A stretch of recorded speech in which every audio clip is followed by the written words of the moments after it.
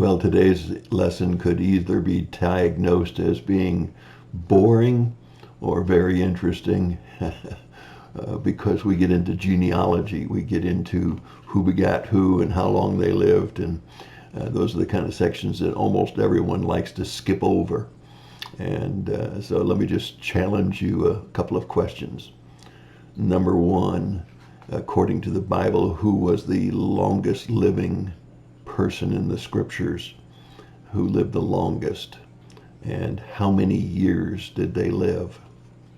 Because we find that in chapter 5 of the book of Genesis. We also find one of the very few people who we believe, according to scriptures, didn't pass through death. Now, we don't know that for sure because the scriptures are not that emphatic, but it certainly indicates that this person didn't pass through death, but rather was taken by God. And so there's your two questions. One of the things that I noticed as I went through chapter 5 was that it certainly brings about credibility to the scriptures because we have a tracking of time because of the ages of people. And so it's going to help us to know about the time of Noah, which was a major event, obviously. It was a catastrophic world event. But let's just talk a fast review about what we've learned so far. Adam and Eve had one command to obey. The outcome of disobedience was death. Cain had one warning, a warning about his anger.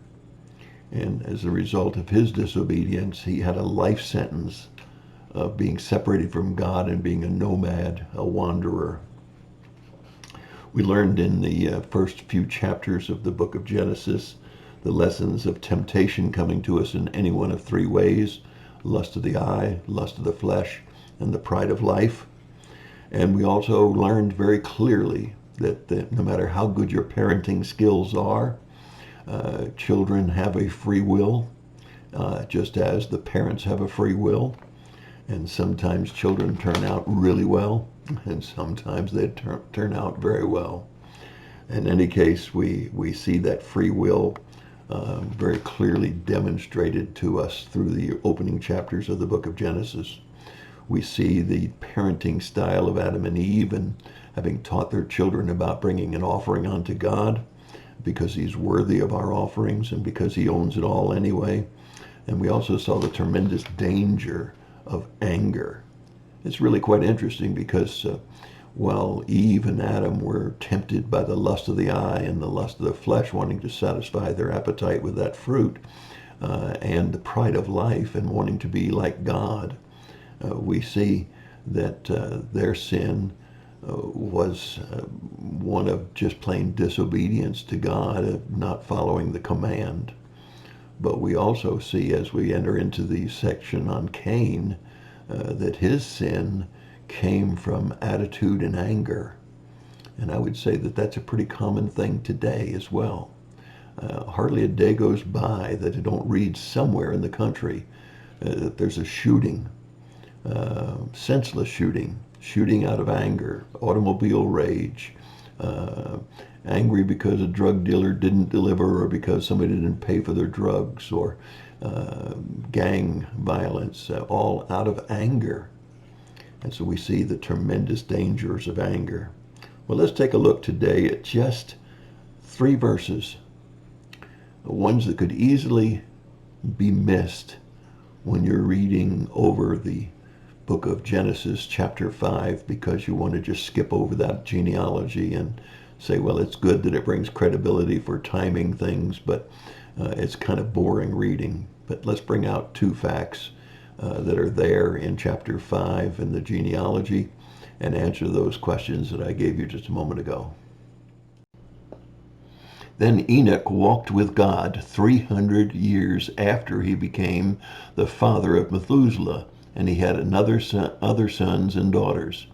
And so all of the days of Enoch were 365 years.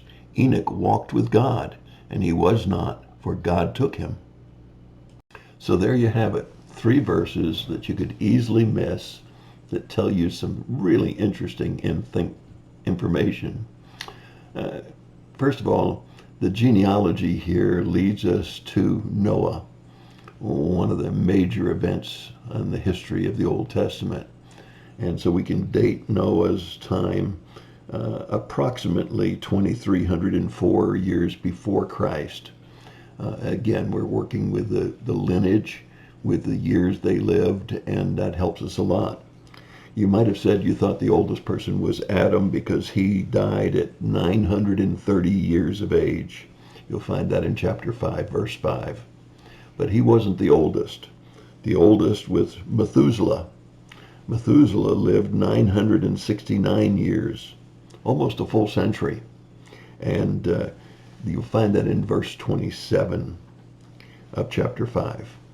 However, what I wanted to point out to you was this fellow named Enoch, who didn't live as long as his son, Methuselah. But really, if you want to look at it in comparison with Adam and Methuselah, Enoch died young. And I want you to know sometimes the good do die young.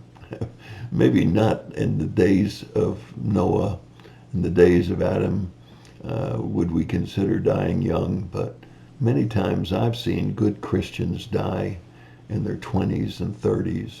There's several notable ones that I got to know personally that I feel like what a shame that they died so young because they were doing such a great work. One of those is Dave Busby. I had the privilege of working with him on staff at Northwood Baptist Church. And I believe that he was a wonderful man of God and that God was using him mightily, yet God allowed him to die young. I certainly have known several others that probably are not known by anybody, but they were good Christians who died young. So what do we want to take away from all of this? What about these 3 verses? Well, there are very few people that are recorded in the Bible who didn't pass through death. You may want to start looking to see who they were, but one of them was Enoch.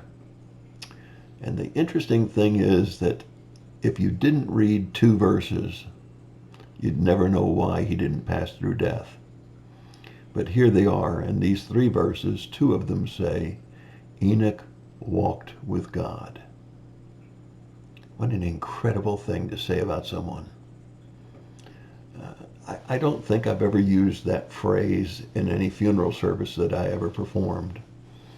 It wasn't that I didn't do funeral services for some very godly people, but to walk with God day in and day out, to never stumble and fall, to never sin.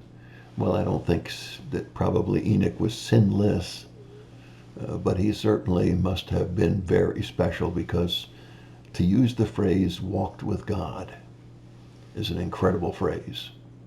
We don't find a similar phrase very many places in Scripture. We find David, a man after God's own heart, but he sinned pretty majorly, and most of the time we think about David, we either think about him slaying Goliath or we think about his adultery with Bathsheba. But here Enoch, in just 2 verses and very little said about him anywhere else, walked with God. Now, why don't you take a challenge?